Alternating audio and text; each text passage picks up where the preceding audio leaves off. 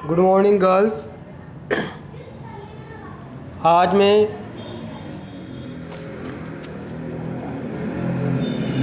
अपन शुरू कर रहे हैं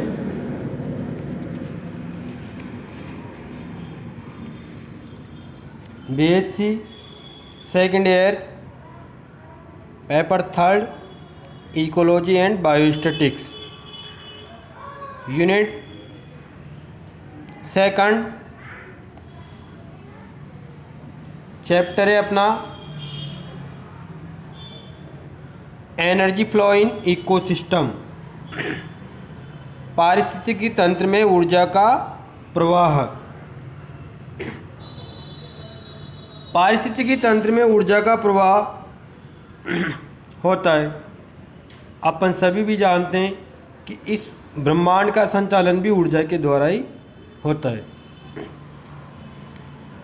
तो हम देखेंगे पारिस्थितिकी तंत्र में ऊर्जा का प्रवाह एक दिवसीय प्रवाह के रूप में होता है, एक दिशा में। ये हमेशा याद रखना। पारिस्थितिकी तंत्र में ऊर्जा का प्रवाह एक दिवसीय प्रवाह के रूप में होता है। अतः पारिस्थितिकी तंत्र में ऊर्जा सूर्य के प्रकाश के रूप में प्रवेश करती है, उसके बाद वह ऊष्मा के रूप में आती है और किसी चक्र का अनुसरण नहीं करती। मैं तुम्हें बताना चाहूँगा कि जब सूर्य से ऊर्जा आती है तो पौधे में पौधा प्रकाश ऊर्जा को ग्रहण करता है और उसको ऊष्मा ऊर्जा रासायनिक ऊर्जा के रूप में कार्बोहाइड्रेट में चेंज करता है, जहाँ से वह डायरेक्ट या इनडायरेक्ट रूप से जंतुओं में जाती है। इस प्रकार ऊर्जा एक दिशा में बहती रहती है। इसका कोई द्विदिशीय या एक दिशा के अलावा अन्य पथ नहीं होता। प्रकृति में ऊर्जा का मुख्य सोर्स क्या है? सूर्य का प्रकाश, जिसका सिर्फ 0.2% ही प्रकाश संश्लेषण के रूप में उपयोग आता है। बाकी कहाँ जाता है ये भी मैं तुम्हें बताऊंगा, ठीक है। तो 0.2% ही प्रकाश संश्लेषण के उपयोग में आता है और प्रकाश संश्लेषण की यह रासायनिक ऊर्जा भोजन के रूप में पारिस्थितिक तंत्र में विद्यमान समस्त उपभोक्ताओं के लिए प्रयुक्त होती। मैं तुम्हें बताऊं 0.2% के अलावा अन्य ऊर्जा होती है। वह ऊर्जा पृथ्वी के अवशोषण में, जल की सतह से टकराने में, वायुमंडल में फैले हुए कणों के टकराने में, कुल मिला के प्रकाश संश्लेषण के अलावा भी अन्य कई गतिविधियां हैं, उनमें व्यर्थ हो जाती है, नष्ट हो जाती है।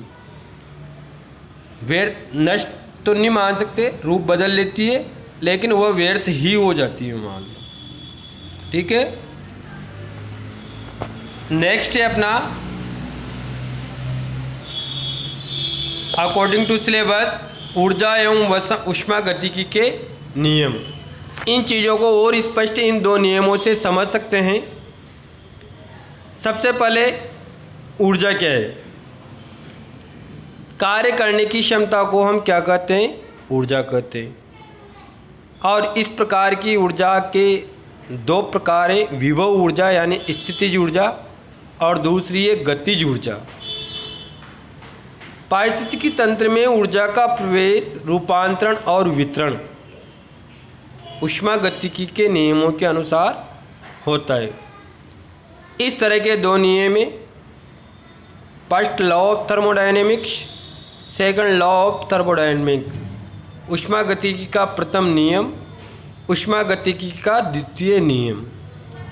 ऊष्मागतिकी का प्रथम नियम, ये है ऊर्जा के संरक्षण का नियम कहलाता है। ऊर्जा के संरक्षण का नियम कहलाता है। अकॉर्डिंग टू दिस, मतलब इस नियम के अनुसार ऊर्जा का न तो निर्माण किया जा सकता और न ही नष्ट किया जा सकता। ऊर्जा को न तो निर्मित बनाया जा सकता और न ही इसको नष्ट किया जा सकता। ऊर्जा का ओनली एक रूप से दूसरे रूप में रूपांतरण किया जा सकता है। दिव्यांशी सुन रही तू? ऊर्जा का ओनली एक रूप से दूसरे रूप में रूपांतरण किया जा सकता है। अब आते हैं सेकंड लॉ ऑफ थर्मोडायनेमिक्स।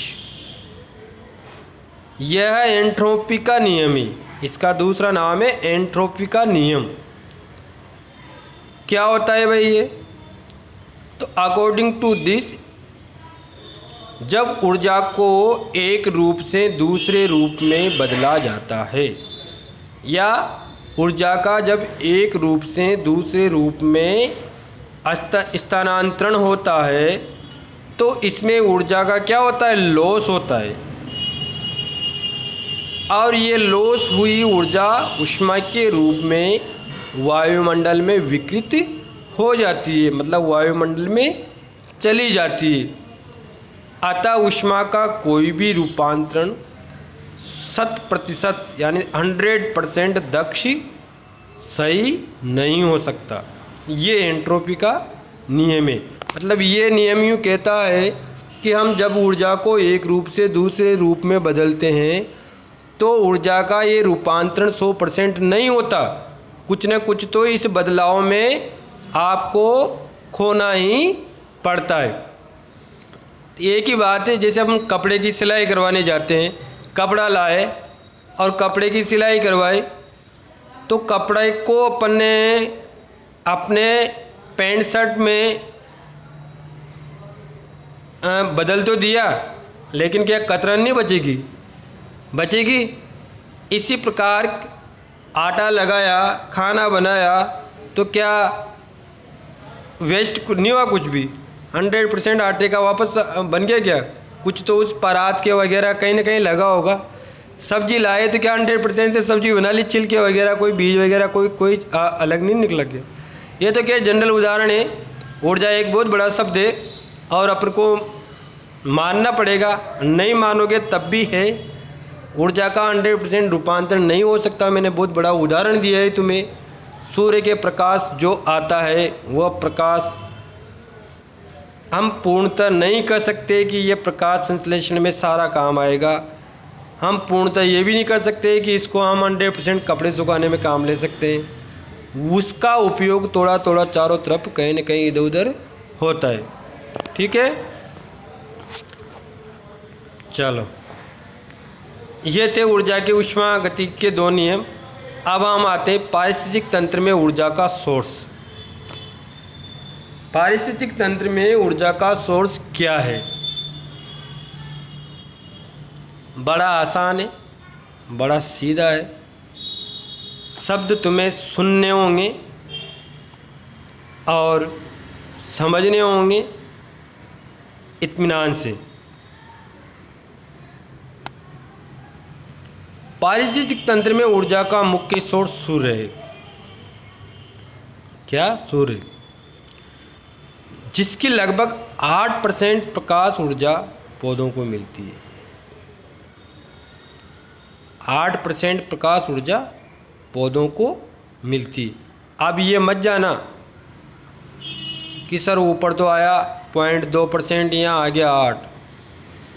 वहाँ 0.2% किसके लिए कहा था?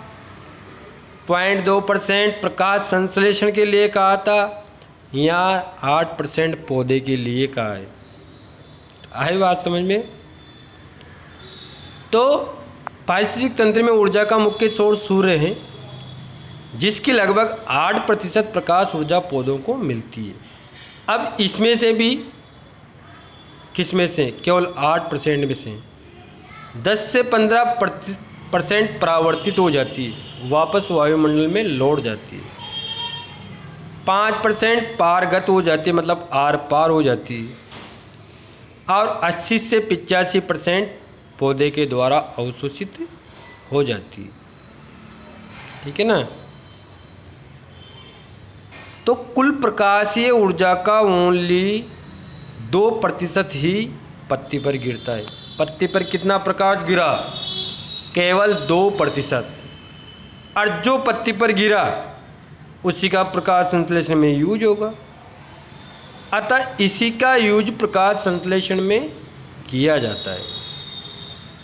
और ये ग्रीन प्लांट हरित पादप प्रकाश ऊर्जा को किस में बदल देते हैं? रासायनिक ऊर्जा में। ये हरे पौधे प्रकाश ऊर्जा को किस में बदलेंगे? रासायनिक ऊर्जा में बदलेंगे। अर्थात प्राइमरी प्रोडक्ट कार्बोहाइड्रेट के रूप में संचित कर लेते हैं। प्राथमिक उत्पाद कार्बोहाइड्रेट के रूप में संचित कर लेते हैं। ये भोजन श्रृंखला में उपभोक्ताओं के माध्यम से अन्य जीवों में पहुंचती है। यही ऊर्जा भोजन श्रृंखला में उपभोक्ताओं के माध्यम से अन्य जीवों तक पहुंचती है। और अंत में जब किसी माध्यम से वह जीव व जंतु डैमेज होता है, मरता है या कोई खाता है, उस टाइम पे अपघटन की क्रिया होगी और उसमें ये ऊर्जा के रूप में पृथक होकर वापस वातावरण में समा जाती है। इस प्रकार ये ऊर्जा, इस ऊर्जा को एक दिशीय इस वजह से कहा है कि ये एक ही दिशा में चल रही है। इसको चक्रीय इस वजह से नहीं कहा जा सकता। क्यों? क्योंकि अगर सूर्य के प्रकाश से कोई ऊर्जा आ रही है तो वह वापस सूर्य तक नहीं जा रही है, इसलिए इसको हम चक्रीय नहीं कर सकते। आगे बात समझ में? हाँ, समझ में ही आना चाहिए। ठीक है। अब हम देखते हैं ऊर्जा का स्थानांतरण। ऊर्जा का स्थानांतरण कैसे होता है? एक अभी हाल अपने ऊपर भी जाना है, लेकिन आगे पढ़ते हैं। पारिस्थितिकी तंत्र में खाद्य श्रृंखला के अंतर्गत ऊर्जा प्रवाह का सबसे पहले अध्ययन लिंडमान ने 1942 में किया था। किसमें किया था? फूड चेन के अंतर्गत, खाद्य श्रृंखला में। ठीक है ना। किसने? लिंडमान ने 1942 में, 1942 में। लिंडमान ने मिनीसोटा झील के पारिस्थितिक तंत्र के विभिन्न पोषण स्तरों से ऊर्जा के प्रवाह का चित्रण किया। मिनीसोटा झील है, उसके पारिस्थितिक तंत्र था, वहाँ विभिन्न प्रकार के पोषण स्तरों से ऊर्जा के प्रवाह का उसने चित्रण किया। और ऊर्जा गतिकी की एक बहुत बड़ी धारणा प्रस्तुत की। ऊर्जा गतिकी की मतलब ऊर्जा की गतिकी, जिसे हम पोषण गतिकी या ट्रॉपिक डायनेमिक्स कहते हैं। पोषण गतिकी या ट्रॉपिक डायनेमिक्स कहते हैं। ठीक है।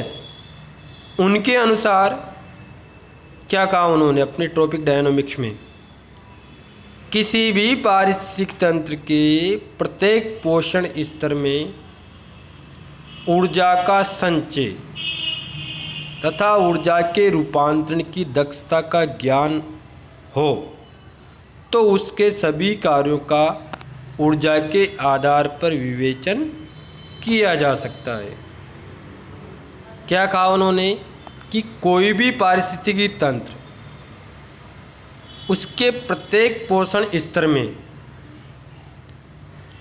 प्रत्येक पोषण स्तर, जैसे उत्पादक है वह भी पोषण स्तर है, शाकाहारी खाता है वह भी पोषण स्तर है, मांसाहारी आता है वह भी पोषण स्तर है, और सर्वाहारी आता है वह भी पोषण स्तर है। ठीक है ना। तो इन पोषण स्तरों में ऊर्जा का इकट्ठा होना, संचय होना, और एक स्तर से दूसरे में ऊर्जा का रूपांतरण होना, अगर इसकी दक्षता को जान लिया जाए, इसकी दक्षता का ज्ञान हो, तो उसके सभी कार्यों का, उस पोषण स्तर के सभी कार्यों का, उस पोषण स्तर के सभी कार्यों का ऊर्जा के आधार पर ही विवेचन किया जा सकता है कि भाई इस कार्य में इतनी ऊर्जा, इस कार्य में इतनी ऊर्जा, इस कार्य में इतनी ऊर्जा, इतनी संचय करनी है, इतनी रूपांतरित करनी है। यहाँ तक भी हम पकड़ सकते हैं। ठीक है ना। Thank you students. नेक्स्ट हम कल पढ़ेंगे, कल ये चैप्टर भी ख़त्म होगा। ठीक है ना। Okay, thank you.